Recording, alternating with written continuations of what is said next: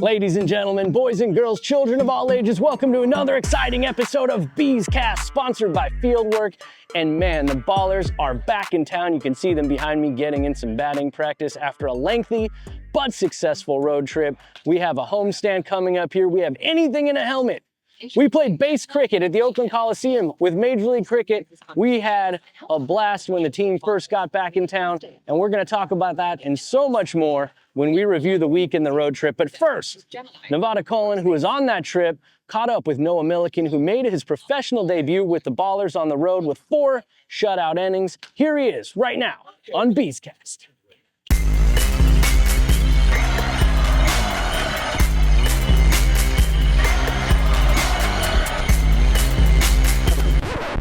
Welcome to Beescast. I'm Nevada Cullen, now joined by the newest baller, Noah Millikan. Noah, how you doing today? I'm doing good. How are you? I appreciate you hopping on. I'm doing well. Right. And, well, Ballers fans, we were introduced to Noah this past week in the road trip. He started the last game at Ogden, and it was not only his Ballers debut, but his pro debut. So walk us through that day, Noah. Let us know,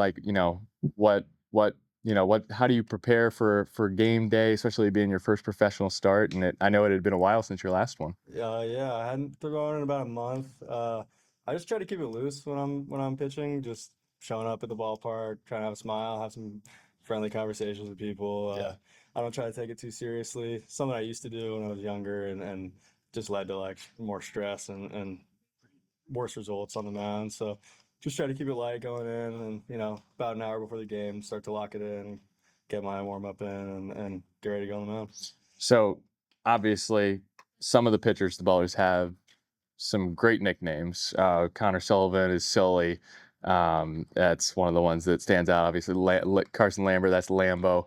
But you came in with your own nickname because, and I think it's a pretty obvious one. But go ahead. Yeah, well, so they came up with this one. The guys, I was walking out to the Really? for my first outing, and they just started, let's go, Milkman. Which, funny enough, happened to be my nickname coming from in college and pretty much my whole life. So they guessed it on the first try. I talked to them after my outing and told them they guessed it right, and they thought that was pretty funny. So that's fantastic. Yeah. Well, if there's one thing you should know about the Milkman always delivers, and that's what we had in Noah's first professional start. You went 4 shutty against a pretty good Ogden offense. So what was that like coming off the mound after those 4 innings? Having thrown 4 shutout frames in your first professional start? Yeah, it was pretty cool. I mean, it wasn't pretty all the way through. It started out a little shaky, let the nerves get the best of me at the start of it, but was able to just settle in and make some big pitches and throw some zeros. It was fun. So I'm excited to keep going and finish out the year good with the Ballers. Yeah, I mean, so your first start in repping Oakland. You're from Berkeley, and I think that's obviously one of the coolest parts about you joining the Ballers is like you know the Bay. This is like an area that you have lived for a while now, and you care a lot about. So what does it mean to you to wear Oakland on your chest? I mean, it's awesome. I came to some games last year. I love everything about what the Ballers are doing in Oakland. The community's great, and it's awesome to be able to represent my community like this and play for the hometown team. Do you remember any of the games you went to last year? Anything notable happen in those games? I saw some Ballers wins is what I saw. That's all I remember. So you're the good luck charm. I guess that's why we signed you, Yeah. You saw a few wins, and then I guess management just thought, well, if he was there for the wins, then, he'll probably bring some wins when he's pitching. Right? I think that was the idea, yeah. Yeah. So you come a long way from, you go a long way for college. You moved to Berkeley. You've lived there for 10-ish years now, 11 years. But you went to Penn, so you're playing Ivy League. Mm-hmm. What happened in the recruiting process to lead you there? How did you decide in the end to go to Penn? Honestly, it was a weird recruiting process. It was right during COVID, so everything was different than how it is now. But it was during COVID. I also hurt myself, so at the last showcase I went to a showcase, and then pitched pretty good, got some notice, and then like a week later hurt myself. So I wasn't able to go, showcase my stuff anymore after that. So, I got a few calls, and then one of my pitching coach, he had another guy going to Penn and recommended it to me. I was like, I'm not going to East Coast. Like, I don't want to do that. But, I gave it a shot. I talked to the coaches, and I love the coaches. And the kid I knew who was going there was a great kid. I was like, all right. And being that I was hurt and wasn't going to be able to get as many opportunities going forward as I thought I might have, and I just decided, it's a great school. Yeah.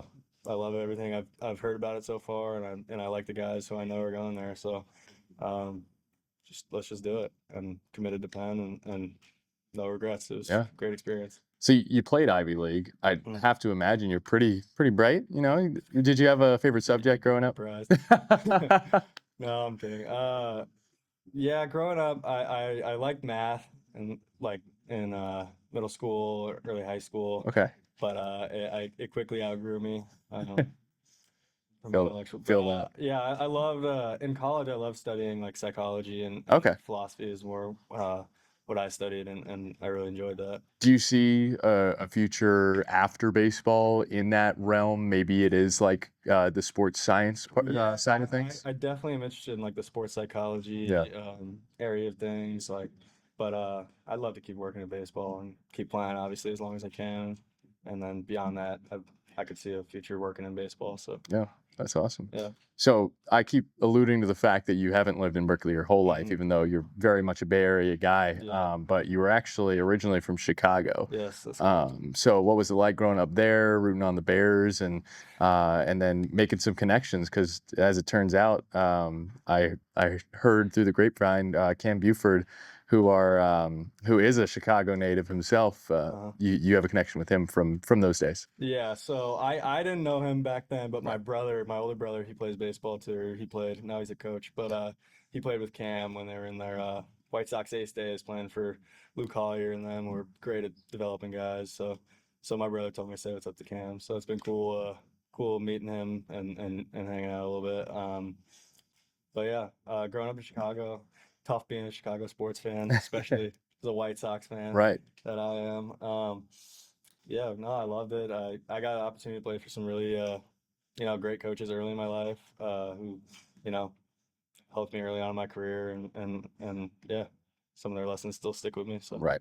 And fortunately, I know being a Chicago sports fan hasn't always been the easiest for you, but you guys are on the up now with the Pope on your side, so Yep. that's obviously a step in the right direction for Yeah, Chicago. yeah, we're going only ways up. So. Yeah. And then Cam, obviously, you have the connection with him through your older brother, Caleb, right? Mm-hmm. But then also Isai Santos, another Berkeley native, and you guys have crossed paths I've at least once, if not a couple times, through working with him, and then I think your brother as well. Yeah, so he was my brother's year in high school, so they went to school together, played baseball together, and then me and Isai worked at the same summer camp for years.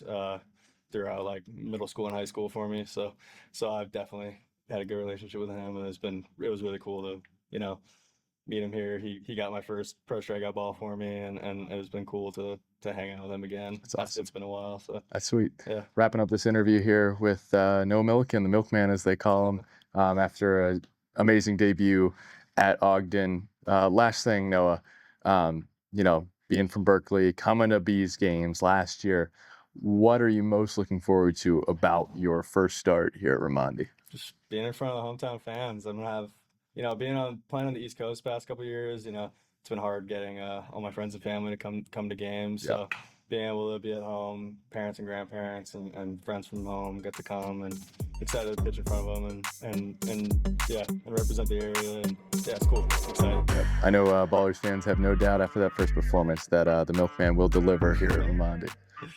But anyway, Noah, thank you for joining us, and best of luck the rest of the way this season. Thank you. Thanks for having me.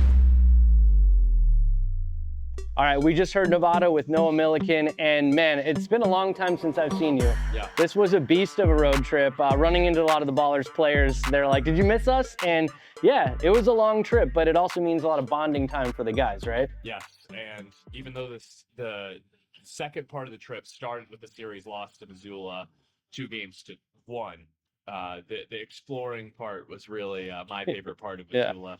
I got to experience downtown Missoula. I went to an art museum, and the players, I got to spend some time with them in downtown, and we got some food to eat. Michael O'Hara's parents recommended a taco place for us. Yeah. Delicious tacos. The guys loved it. Yeah. I think my favorite part and the players' favorite part was getting to watch people surf in the river. I saw that video on Instagram. That was crazy. Right, and we were like, "What is going on? We're in Montana. How are there surfers here?" We were crossing a bridge, and it took us like 10, 15 minutes to cross that bridge because we were just obsessed with watching these guys surf. And so that was wonderful. And even a couple players, Pat Monteith and Lou Helmick, went down to the river at one point, got in the water. So really, truly dipped their toes in. Yeah. And so even though Missoula ended with a series loss, the Ballers still had a winning record in the state of Montana on the road trip. And we had a good time. It was good to explore with the guys in downtown Missoula. Guys got some donuts. I went to a brewery and everyone had a good time. Nice. Yeah. And we're watching the Ballers as they're warming up on the field right now. But, Lou Helmick likes to walk around with his shoes off. He likes to ground on the grass. And so it's good to hear that he got his feet in that fresh water as well. And now to the surfing thing, I picked up this tip from Tyler Lozano just this morning. He said Montana right now is getting a lot of Californians moving there. So I could see some of the Californians bringing the surfing to the river, but that was a crazy video. I mean, okay, so it was a tough loss. We had one really tough loss in that series. It's our first series loss of the year, but more importantly than that, the Ballers rebounded and did so by doing something that they've never done in franchise history. Can you tell me a little bit about what happened after they lost that series in Missoula? Well, Casey, it's hard to sweep in the Pioneer League because basically every series is a 6-gamer. If you sweep a 6-game series, then the other team really stinks. We've come close this year too. Right, that's true. Yeah. But a 3-game series, a little better chance to sweep. I got greedy earlier in that Missoula series. I thought after winning game 1, maybe we'll sweep them, but Paddleheads are a really good team. We were this close to winning that series. Yeah, we were. But the Ogden Raptors were a different story. They came in missing one of their best players for the first 2 games, and you win game 1, you win game 2, you're 1 game away from the sweep, and the Ballers were able to do it, getting their first sweep in franchise history against the Ogden Raptors with 3 amazing performances, and they won in different ways too. And I was hoping we could take it game by game because starting game 1, man, Zach St. Pierre, really good. with Keon in the house. Yep. So my favorite part of that game wasn't even anything that happened in the game. Zach went 6 1/3 through like 67 pitches. So he was like, he could pitch today if he really needed to. But basically before the game, the owner of the Ogden Raptors, he goes by Bags. He's their public address announcer. Yeah. And he's announcing the Oakland lineup. And he does this thing where it's like, catching Tyler Lozano, number 2. Who? That's what the reply is from the fans. Yeah. And then he goes, Lozano, the catcher. And so he's going through his thing, and then he gets to the starting pitcher, and he goes, man, starting for the Ballers, stay on the mound, number 14, Zach St. Pierre. Who? But instead of being met by who's the fans, there's just this loud scream from a fan. Of course, instantly I knew it was Kiana St. Pierre. Yes. And he's like gets confused. It's like, who's cheering for the opposing pitcher right now before this game? And of course it's Kiana with some other Ballers fans in attendance. And he jokingly says to Kiana, I do apologize, but you'll have to excuse yourself from this game. You can't stay. They do a little back and forth. Yeah. And eventually he agreed to let Kiana stay. And, I don't think it's any coincidence that Zach had one of his best games of the year with her in attendance. Well, I think not only is Kiana key, but we probably have to piss him off before starts now. Get him real angry, and get him fired up. And you know what? You mentioned Kiana screamed. I almost was expecting you to say Ballers fan screamed, because there is actually a lot of Ballers fans on this road trip, which was really cool. Yep, got to meet a few of them. Steve, who I already knew, he was in attendance. I saw him at the Ogden series, and he was with Mike, and Greg, who I got to talk to, and they were in Missoula as well. Yeah. And they had a great time. I even met some Ballers fans at the hotel in Ogden who then told me See, we're taking over, folks. We're Right. taking over. Well, and not only that, they took over the Right Field Brewery for their bachelorette party. So shout out to Tyler and Deanna. Yeah. For the time they had. They got some home runs in right field. Oh, yeah, during the they course of did. the series. During the course of that game that I saw them there that Saturday night. But it's just Oakland has always had a passionate fan base. Absolutely. And it's no surprise that even in year 2 of the Ballers, they travel well. Yeah, absolutely. It was funny talking to some of the guys. I took them to Channel 2 today. We did a big 30-minute studio interview at Channel 2. And when they were talking about the fans on the road, it was funny because they were Ballers fans, like not our family, like actual fans. Yeah. And I thought that was funny because usually the fans are your family on the road, but there were actual Baller fans on the road. So shout out to you guys. Thank you for doing that. And I could tell by the end of what you were saying, you were starting to allude to the 15-run inning that we experienced. 15-run inning? 22-11 was the final. Jeez. And the 15-run inning happens in the second inning. Yes. And immediately, so Luke Short starting that game. Yeah. And so Usually doesn't need in my that many mind- runs. In my mind, it's going to be a 3-0 Ballers. Yeah. Well, the Ballers were down 3-0 after one inning. The Ballers got to Luke, and Mhm. Luke settled down over the course of the game, or I should say, the Raptors. Yep, the Raptors got to Luke, yep. And he settled in eventually, but you saw the response from the offense was immediate. So Ballers go down 3-0. Then the 15-run inning happens. The Ballers sent 12 to the plate in that inning before an out was recorded. And even that was Michael O'Hara driving in a run with the fielder's choice. Yeah. So there was an out recorded, but it wasn't Mike. He still reached. So the first 12 who reached all scored in that inning. And you saw in that inning several players like Dylan Tatum have 2 run-scoring hits in the inning. Yeah, Isai Santos, Trey right? Cobb and Yeah. Isai Santos, Yeah. of course. His first pro homer, a backside bomb. He has a 2-run double in his second at bat. He drove in 5 in that inning, right? It was. That's a good inning for Isai. So you know what? I'm gonna go ahead and actually do it now. I had a baller in mind for baller of the week, but I think I'm actually gonna give it to Isai Santos. Let's go, Isai. Because what he did in that second inning, Yeah. just hats off to the Berkeley native because Yeah. he got his first pro homer in a big way.